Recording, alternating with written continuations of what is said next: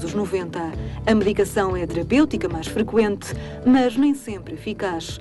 Já a cirurgia, segundo Martins Pisco, pode ter como consequência a disfunção erétil, pelo que sugere uma alternativa.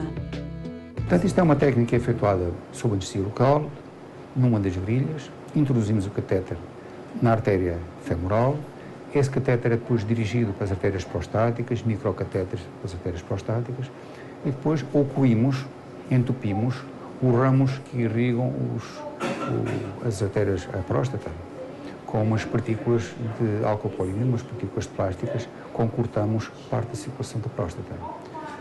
Como resultado da redução da vascularização da próstata, o que é que acontece? A próstata, naturalmente, atrofia-se dos uterinos. Foi isso que me inspirou e que me levou a efetuar a técnica. A hiperplasia benigna da próstata afeta 70% dos homens com mais de 65 anos, 80% entre os 70 e os 80 anos e quase 100% depois dos 90. A medicação é a terapêutica mais frequente, mas nem sempre eficaz. Já a cirurgia, segundo Martins Pisco, pode ter como consequência a disfunção erétil, pelo que sugere uma alternativa. Portanto, isto é uma técnica efetuada sob anestesia local, numa das virilhas, introduzimos o catéter na artéria femoral, esse catéter é depois dirigido para as artérias prostáticas, microcatéteres para as artérias prostáticas, e depois ocluímos, entupimos os ramos que irrigam as artérias, a próstata, com umas partículas de álcool polinídrico, umas partículas plásticas, concurtamos parte da circulação da próstata. Como resultado da redução da vascularização da próstata, o que é que acontece? A próstata, naturalmente, atrofia-se, reduz dimensões. Isto leva à redução dos sintomas, melhoria dos sintomas dos pacientes. Em setembro de 2010, Jorge Figueiredo, economista brasileiro, a viver em Portugal desde 1975, encontrou na internet a solução para um problema de saúde que lhe tirava qualidade de vida. Olha, era péssima. Eu estava com uma próstata enorme e com todas as consequências que daí advém. Eu já estava desesperado, muitos médicos falavam até em operação, ou seja, quase que extirpar a próstata, mas eu disse, olha, com um colaborador, disse para um colaborador do Dr. Pisco, doutor, o que eu quero da medicina é que me cure, não é que extraia, que faça a extração. E assim felizmente vim ter o Dr. Martins Pisco.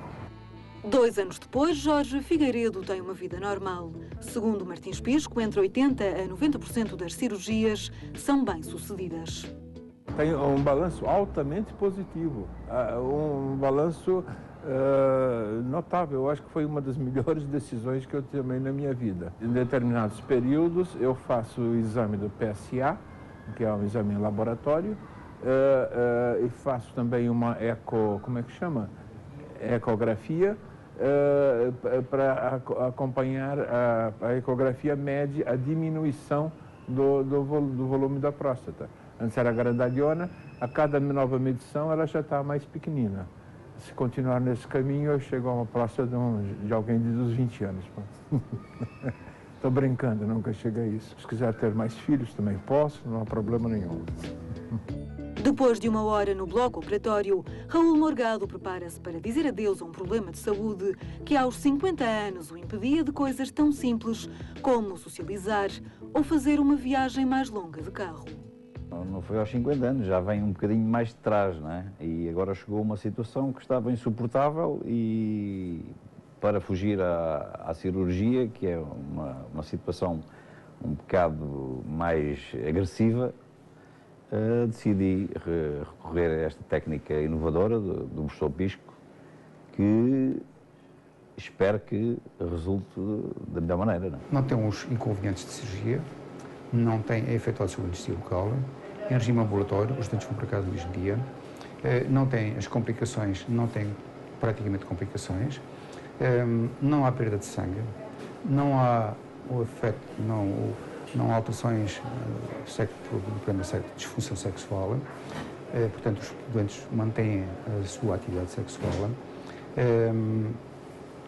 não há o risco de incontinências, das impotências, e o doente vai para casa no mesmo dia e no dia seguinte pode fazer a vida normal. A técnica despertou o interesse de médicos estrangeiros que se deslocaram a Portugal para conhecer o tratamento. Dos 200 pacientes que Martins Pisco já tratou, conta-se um responsável pelo Conselho Económico Europeu, um ministro dos Transportes de Angola e ainda um jornalista de Hong Kong. Eu devo dizer que a técnica vai ser aprovada pelo FDA, quer dizer, aquele organismo americano que aprova todas as técnicas novas, vai ser aprovada. É que antes do verão já estão selecionados 30 centros nos Estados Unidos, onde a técnica vai ser efetuada. A técnica é realizada no Hospital Saint Louis, em Lisboa, desde março de 2009.